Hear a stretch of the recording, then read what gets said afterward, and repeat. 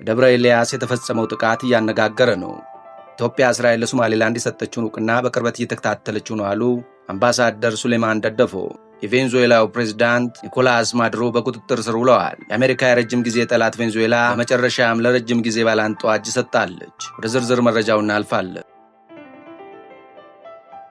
የፋኖ ኃይሎች ሰላይ ናቸው ባሏቸው ሴቶች ላይ እርምጃ መውሰዳቸውን ተከትሎ ጉዳዩ ቁጣን ቀስቅሷል። በአማራ ክልል ምስራቅ ጎጃም ዞን ውስጥ በሚገኘው ደብረ ኤልያስ ወረዳ 3 ወጣት ሴቶች በአካባቢው በሚንቀሳቀሱ የፋኖ ታጣቂዎች በተፈጸመባቸው ጥቃት ምክንያት ሕይወታቸው አልፏል። የድርጊት በርካቶችን አሳዝኗል። የተለያዩ የመገናኛ ብዙሃን አውታሮችም ጉዳዩን በስፋት እየዘገቡት ይገኛሉ። ድርጊቱ መፈጸሙን ለቢቢሲ ያረጋገጡት የአማራ ፋኖ ብሔራዊ ኃይል ማዕከላዊ ኮማንድ አባል አስረስ ማረ ዳምጤ 3ቱ ሴቶች ለጠላት ሲሰልሉ በመገኘታቸው እርምጃ መወሰዱን በመጥቀስ እርምጃውን ተከላክለዋል። ደብረ ኤልያስ ወረዳ ባለስልጣናት በበኩላቸው ግድያው የተፈጸመው ስራ ላይ ተሰማርተው በነበሩ ሴቶች ላይ እንደሆነና ከመካከላቸው አንዷ የመስማት ችግር ያለባት እንደሆነችም በመግለጽ ታጣቂዎችን ከሰዋል። 17 እስከ 19 ዓመት ዕድሜ ያላቸው 3 ሴቶች ከደብረ ኤልያስ ከተማ ወጣ ብሎ ባለ ጥጃ ጎጠር መገንጠያ የተባለ አካባቢ ሕይወታቸው አልፎ የተገኙት ማክሰኞ ታህሳስ 21 ቀን 2018 ዓ.ም እንደሆነ የወረዳው ሰላምና የደህንነት ጽሕፈት ቤት ኃላፊ ደምሳለኝ ተናግረዋል። የወረዳው የጸጥታ ኃይሎች 3ቱን የሴቶች አስከሬን ያገኙት ነዋሪዎች በደረሳቸው ጥቆማ እንደሆነ የወረዳው የመንግስት ኮሚኒኬሽን ኃላፊ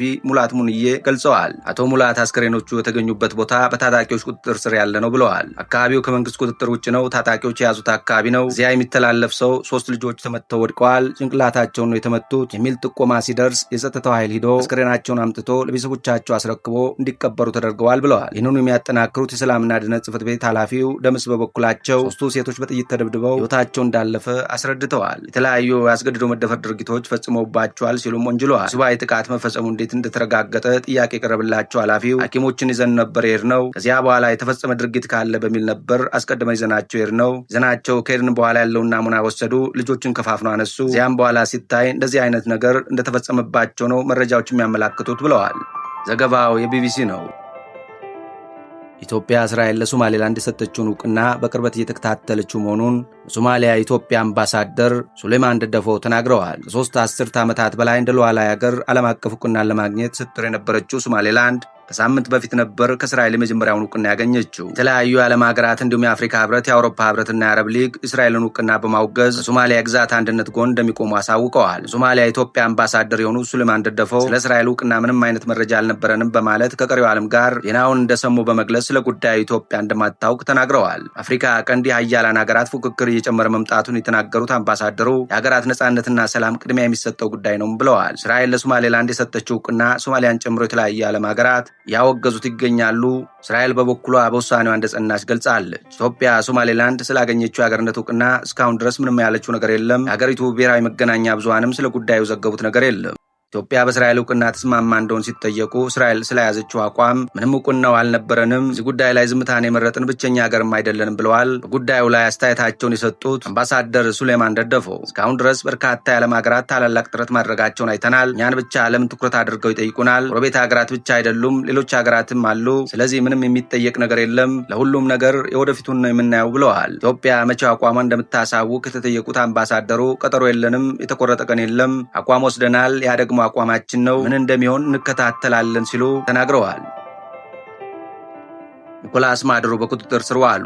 ትራምፕ አሜሪካ የቬንዙዌላውን ፕሬዝዳንት ኒኮላስ ማዱሮን በቁጥጥር ስር መዋሏን አሳወቁ። የአሜሪካው ፕሬዝዳንት ዶናልድ ትራምፕ ዋሽንግተን ቬንዙዌላ ላይ ሰፊ ጥቃት መፈጸሟንና መሪውን ፕሬዝዳንት ኒኮላስ ማዱሮና ባለቤታቸውን መያዟን አሳውቀዋል። ትራምፕ በትሩዝ ማህበራዊ ትስስር ገጻቸው ዩናይትድ ስቴትስ ውጤታማ የሆነ ሰፊ ጥቃት በቬንዙዌላና በመሪዋ ላይ ፈጽማለች፣ ፕሬዝዳንት ኒኮላስ ማዱሮ ከባለቤታቸው ጋር ተይዘው ከሀገሪቱ ውጭ እንዲወጡ ተደርገዋል ብለዋል። ትራምፕ ፕሬዝዳንቱ እንዴት እንደተያዙ ዝርዝር መረጃ ከመስጠት ተቆጥበዋል። ልኮ በአሜሪካ ሕግ ማስከበር መሰረት ተካሂዷል፣ ዝርዝሮች መውጣታቸውን ይቀጥላሉ በማለት በመኖሪያ ቤታቸው መግለጫ እንደሚሰጡ ጠቁመዋል። ያም ሆኖ ግን የቬንዙዌላ መንግስት እስካሁን የፕሬዝዳንቱን መያዝ በተመለከተ ማረጋገጫ አልሰጠም። ቅዳሜ ጠዋት ከቬንዙዌላ ዋና ከተማ ጭስ ሲወጣ ከታየ በኋላ የአሜሪካ ባለስልጣናት በከተማ በሚገኙ ወታደራዊ ሰፈሮች ላይ ጥቃት እንዲሰነዝሩ ትዕዛዝ እንደተሰጠ አረጋግጠዋል። የቬንዙዌላ መንግስት ብሔራዊ አስቸኳይ ጊዜ አዋጅ አውጇል። አሜሪካ ኒኮላስ ማዱሮ ዓለም አቀፍ አደገኛ ዕፅ አዘዋዋሪ ድርጅትን ይመራሉ የሚል ክስ ረጅም ጊዜ ስታቀርብ ቆይታለች። ዋሽንግተን ፕሬዝዳንቱን በቁጥጥር ስር ለማዋል የሚያስችል መረጃ ለሚሰጡ ሰዎች $50 ሚሊዮን